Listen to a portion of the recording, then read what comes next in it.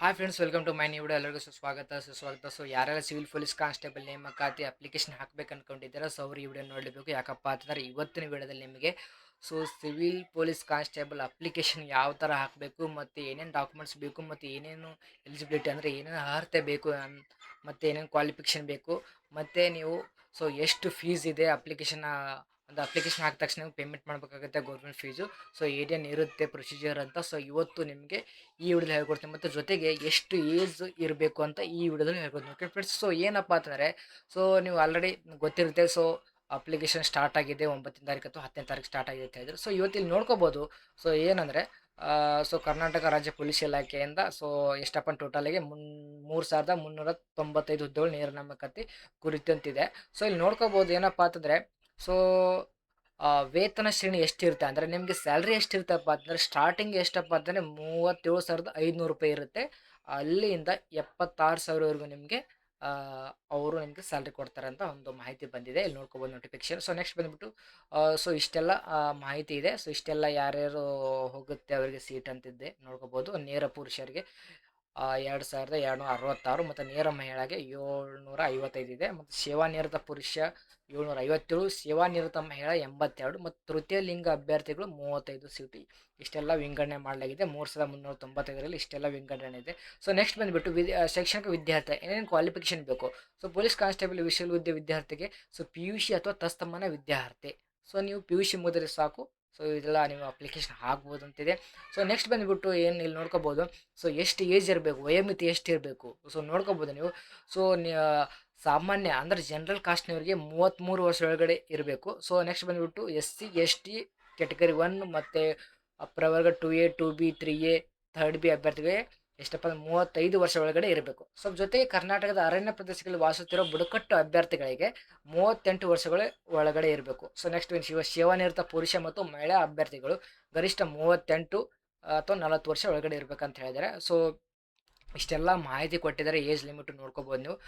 Online ಅರ್ಜಿ ಕೂಡ start ಆಗಿದೆ 9ರಿಂದ 10/6/2026ರಿಂದ.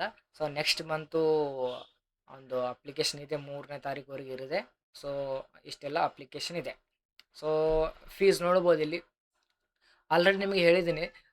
ಇಲ್ಲಿ ವೇತನ ಶ್ರೇಣಿ ಎಷ್ಟಿದೆ 37,500ರಿಂದ 76,000ವರೆಗೂ ಇದೆ. ಏನಪ್ಪ ಅಂತಂದರೆ ಜೊತೆಗೆ ಎಷ್ಟು ಫೀಸ್ ಕಟ್ಟಬೇಕು, ಶುಲ್ಕ ಆನ್ಲೈನ್ ಮೂಲಕ ಮಾತ್ರ ಶುಲ್ಕ ಪಾವತಿಸಬೇಕಾಗಿರುತ್ತೆ. ನೋಡ್ಕೋಬೋದು ನೀವು ಆನ್ಲೈನ್ ಮಾತ್ರ ಇದೆ. ಯಾಕಪ್ಪ ಅಂದರೆ ಕರ್ನಾಟಕ ಸರ್ಕಾರದವ್ರು ಏನಂದರೆ ಚಲನ್ ಕೂಡ ಒಂದು ಪೋಸ್ಟ್ ಆಫೀಸ್ನಲ್ಲಿ ಕಟ್ತಾ ಇದ್ದರು ಮುಂಚೆ. ಬಟ್ ಇವಾಗ ಚೇಂಜ್ ಮಾಡಿದ್ದಾರೆ. ನೋಡ್ಬೋದು. ಸಾಮಾನ್ಯ ಜನರಿಗೆ ಅಂದರೆ ಪ್ರವರ್ಗ 2A 2B 3A 3B ಅವರಿಗೆ 750 ಅಮೌಂಟ್ ನೀವು ಅಂದರೆ ಫೀಸ್ ಕಟ್ಟಬೇಕಾಗತ್ತೆ. ಪರಿಶಿಷ್ಟ ಜಾತಿ SC ST ಪ್ರವರ್ಗ 1 ಹಾಗೂ ಮಾಜಿ ಸೈನಿಕ ಮತ್ತು ತೃತೀಯ ಲಿಂಗಿ ಅಭ್ಯರ್ಥಿಗಳಿಗೆ 500 ರೂಪಾಯಿ ನೀವು ಕಟ್ಟಬೇಕಾಗತ್ತೆ. ಇಷ್ಟೆಲ್ಲ ಮಾಹಿತಿ ಇದೆ ನೋಡ್ಬೋದು. ಲಿಖಿತ ಪರೀಕ್ಷಾ ವಿಧಾನ ಅಂತ ಇದೆ ನೋಡಿ. ಪೊಲೀಸ್ ಕಾನ್ಸ್ಟೇಬಲ್ ಸಿವಿಲ್ ಹುದ್ದೆಗೆ ಸ್ಪರ್ಧಾತ್ಮಕ ಪರೀಕ್ಷೆ ಆಫ್ಲೈನ್ OMR ಮಾದರಿ ಎಲ್ಲಿ ನಡೆಯಲಾಗುತ್ತೆ ಅಂತ ಇಷ್ಟೆಲ್ಲ ಇದೆ. ನೀವು ಅಪ್ಲಿಕೇಶನ್ ಹಾಕಬೇಕಂದ್ರೆ ಏನು ಮಾಡಬೇಕಂತ ನೋಡ್ಕೋಬೋದು. ನಿಮ್ಮ ಹತ್ತಿರದ ಏನಪ್ಪ ಅಂದರೆ ಫೋನ್ ಇರುತ್ತೆ. ಆಲ್ರೆಡಿ ನೀವು ಫೋನ್ ಇರುತ್ತಪ್ಪ ಅಂತಂದ್ರೆ ಏನು ಮಾಡ್ಬೇಕು, ನೀವು ಕ್ರೋಮಲ್ಲಿ ಹೋಗಿ KE ಅಂತ ಟೈಪ್ ಮಾಡ್ಕೊಳ್ಳಿ. KE ಅಂತ ಟೈಪ್ ಮಾಡಿದ್ರೆ ಈ ಥರ ಒಂದು ಪೇಜ್ ಓಪನ್ ಆಗುತ್ತೆ. ನೋಡ್ಕೋಬೋದು KE ಹೋಮ್ ಅಂತ. ಇದ್ರ ಮೇಲೆ ಟೈಪ್ ಮಾಡ್ಕೊಳ್ಳಿ. ಇದ್ರ ಮೇಲೆ ಟೈಪ್ ಮಾಡಿದ ತಕ್ಷಣ ಇಲ್ಲಿ ನೋಡ್ಕೊಳ್ಳಿ ಮುಖಪುಟ, ಪ್ರವೇಶ, ಹಿಂದಿನ ವರ್ಷದ ವಿವರಗಳು ಮತ್ತು ನೇಮಕಾತಿ. ಇಲ್ಲಿ 4ನೇದು ಏನಿದೆ ನೋಡಿ ನೇಮಕಾತಿ ಅಂತ. ಇದ್ರ ಮೇಲೆ ಕ್ಲಿಕ್ ಮಾಡ್ಕೊಳ್ಳಿ. ಇಲ್ಲಿ ಫಸ್ಟ್ನೇದು ಆಪ್ಷನ್ಸ್ ಬರೋದೇ ಸಿವಿಲ್ ಪೊಲೀಸ್ ಕಾನ್ಸ್ಟೇಬಲ್ ನೇಮಕಾತಿ ಅಂತ. ಇಲ್ಲಿದೆ. ಇಲ್ಲಿಂದ ಸ್ಟ್ರೇಟಾಗಿ ಬನ್ನಿ ಸೈಡ್ಗೆ. ಇಲ್ಲೊಂದು ಏರೋ ಮಾರ್ಕ್ ಇದೆ. ಇದ್ರ ಮೇಲೆ ಕ್ಲಿಕ್ ಮಾಡ್ಕೊಳ್ಳಿ. ಇದ್ರ ಮೇಲೆ ಬಂದ ತಕ್ಷಣ ಇಲ್ಲಿ 2 ಆಪ್ಷನ್ಸ್ ಬರುತ್ತೆ ನೋಡ್ಕೋಬೋದು. ಸಿವಿಲ್ ಪೊಲೀಸ್ ಕಾನ್ಸ್ಟೇಬಲ್ ನೇಮಕಾತಿ RPC, ಜೊತೆಗೆ ಸಿವಿಲ್ ಪೊಲೀಸ್ ಕಾನ್ಸ್ಟೇಬಲ್ ನೇಮಕಾತಿ KK ಅಂತಿದೆ. KK ಅಂದರೆ ಕಲ್ಯಾಣ ಕರ್ನಾಟಕ ಅಂತ ಇದೆ. ಏನಂದರೆ ಹೈದರಾಬಾದ್ ಕರ್ನಾಟಕ ಯಾರ್ದು ಬರುತ್ತೆ ಅವರು KK ಅಪ್ಲಿಕೇಶನ್ ಹಾಕ್ಬೋದು. ಯಾರ್ದೆಲ್ಲ ಹೈದರಾಬಾದ್ ಕರ್ನಾಟಕ ಬರೋಲ್ಲ ಅವ್ರು ಏನು ಮಾಡಬೇಕಪ್ಪ ಅಂದರೆ RPC. ಇದ್ರ ಮೇಲೆ ಕ್ಲಿಕ್ ಮಾಡಬೇಕಾಗತ್ತೆ. ಇದ್ರ ಮೇಲೆ ಕ್ಲಿಕ್ ಮಾಡಿದ್ರೆ ಇಷ್ಟೆಲ್ಲ ಮಾಹಿತಿ ಬರುತ್ತೆ ನೋಡಿ ಇಲ್ಲಿ ಆನ್ಲೈನ್ ಅರ್ಜಿ ಸಲ್ಲಿಕೆ ಲಿಂಕ್. ಇಲ್ಲಿ ಇದ್ರ ಮೇಲೆ ಕ್ಲಿಕ್ ಮಾಡಿ ನೀವು ಅರ್ಜಿಯನ್ನು ಸಲ್ಲಿಸಬಹುದು. ಮತ್ತು ಸಿವಿಲ್ ಪೊಲೀಸ್ ಕಾನ್ಸ್ಟೇಬಲ್ ಹುದ್ದೆಗಳು ವರ್ಗೀಕರಣ.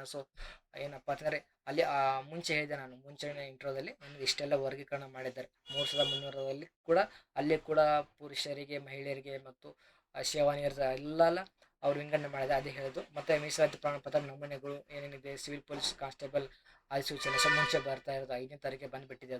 ಅದೇನು ಬೇಕಾ ಅವಶ್ಯಕತೆ ಇಲ್ಲ. ಆನ್ಲೈನ್ ಅರ್ಜಿ ಸಲ್ಲಿಕೆ. ಇದ್ರ ಮೇಲೆ ಕ್ಲಿಕ್ ಮಾಡ್ಕೊಳ್ಳಿ. ಇದ್ರ ಮೇಲೆ ಕ್ಲಿಕ್ ಮಾಡಿದ ತಕ್ಷಣ ನೆಕ್ಸ್ಟ್ ಪೇಜ್ ಇನ್ನೊಂದು ಓಪನ್ ಆಗಿದೆ. ಇದರಲ್ಲಿ 5 ಸ್ಟೆಪ್ ಬರ್ತೀನಿ ನೋಡ್ಕೋಬೋದು. Submit application for the Karnataka state.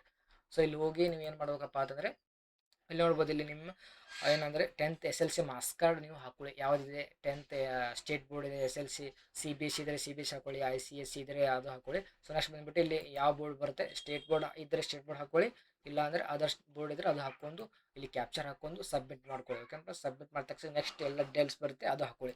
So next second step ಬಂದುಬಿಟ್ಟು ಇಲ್ಲಿ ಫೋಟೋ ಮತ್ತು ಸಿಗ್ನೇಚರು ನೀವು ಕೂಡ ಅಪ್ಲೋಡ್ ಮಾಡಬೇಕಾಗುತ್ತೆ. ಸೊ ನೆಕ್ಸ್ಟ್ ಬಂದುಬಿಟ್ಟು ಪೇಮೆಂಟು. ಸೊ ಆಲ್ರೆಡಿ ಹೇಳಿದ್ದೀನಿ, ಜನರಲ್ ಕಾಸ್ಟಿಗೆ 750 ರೂಪಾಯಿ, SC ST ಮತ್ತು ತೃತೀಯ ಲಿಂಗಿಗಳಿಗೆ ಏನಪ್ಪ ಅಂತಂದರೆ 500 ರೂಪಾಯಿ ಶುಲ್ಕ ಇರುತ್ತೆ. ಸೊ ಜೊತೆಗೆ ಚೆಕ್ ಪೇಮೆಂಟ್ ಅಂದರೆ, ಸೊ ಪೇಮೆಂಟ್ ಮಾಡಿದ ತಕ್ಷಣ ನೀವು ಪೇಮೆಂಟ್ ಸ್ಟೇಟಸ್ ಚೆಕ್ ಮಾಡ್ಕೊಳ್ಳಿ. ಯಾಕಪ್ಪ ಅಂತಂದರೆ ಸರ್ವರ್ ಬಿಜಿ ಇರುತ್ತೆ, ಅದಕ್ಕೋಸ್ಕರ ಪೇಮೆಂಟ್ ಕಟ್ಟಿದ್ರು ಕೂಡ ನಿಮಗೆ ತೋರಿಸಲ್ಲ, ಅದಕ್ಕೋಸ್ಕರ ಸೊ ಸ್ಟೇಟಸ್ ಚೆಕ್ ಮಾಡ್ಕೊಂಡ ತಕ್ಷಣ ಪೇಮೆಂಟ್ ಆದ ನಂತರ ಪ್ರಿಂಟ್ ಅಪ್ಲಿಕೇಶನ್ ಮೇಲೆ ಕ್ಲಿಕ್ ಮಾಡಬೇಕಾಗುತ್ತೆ. ಸೊ ಇಷ್ಟೆಲ್ಲ ನಿಮಗೆ ಮಾಹಿತಿ ಸೊ ಕೊಟ್ಟಿದ್ದೀನಿ. ಓಕೆ ಫ್ರೆಂಡ್ಸ್, ಸೊ ನಿಮಗೆ ಈ ವಿಡಿಯೋ ಒಂದು ವೇಳೆ ನಿಮ್ಗೆ ಅಪ್ಲಿಕೇಶನ್ ಹಾಕಕ್ಕೆ ಬರಲಿಲ್ಲಪ್ಪ ಅಂತಂದರೆ ವರಿ ಮಾಡ್ಕೋ ಅವಶ್ಯಕತೆ ಇಲ್ಲ. ಯಾಕಪ್ಪ ಅಂತಂದರೆ ಏನಂದರೆ, ಸೊ ಒಂದು ಟೈಮ್ ನೀವು ನೋಡ್ಕೊಂಡು ಏನಂದರೆ ಒನ್ ಟೈಮ್ ಅಪ್ಲಿಕೇಶನ್ ಹಾಕಿದ್ರೆ ಪದೇ ಹಾಕಕ್ಕೆ ಬರಲ್ಲ. ಸೊ ಅದಕ್ಕೋಸ್ಕರ ಏನಂದರೆ, ಸೊ ಕರೆಕ್ಟಾಗಿ ಹಾಕಿ. ಒಂದು ವೇಳೆ ಅಪ್ಲಿಕೇಶನ್ ಹಾಕಕ್ಕೆ ಬರಲಿಲ್ಲ ಅಂದರೆ ಕಮೆಂಟ್ ಮಾಡಿ ಅಪ್ಲಿಕೇಶನ್ ಅಂತ. ಸೊ ಮುಂದಿನ ನೋಡಿದಲ್ಲಿ ನಿಮಗೆ ಯಾವ ಥರ ಅಪ್ಲಿಕೇಶನ್ ಹಾಕ್ಬೇಕಂತ ಹೇಳ್ಕೊಡ್ತೀನಿ. ಯಾಕಪ್ಪ ಅಂದರೆ ಒಂದು ವೇಳೆ ತಪ್ಪು ಹಾಕಿದ್ರೆ ಒನ್ ಟೈಮ್ ಅಷ್ಟೇ ನಿಮಗೆ ಒಂದು ಅಪ್ಲಿಕೇಶನ್ ಹಿಡ್ಕೋತೆ, ಪದೇ ಹಿಡ್ಕೊಳ್ಳಲ್ಲ. ಓಕೆ ಫ್ರೆಂಡ್ಸ್, ಸೊ ಮುಂದಿನ ನೋಡಿದಲ್ಲಿ ಸಿಗೋಣ. So thank you so much.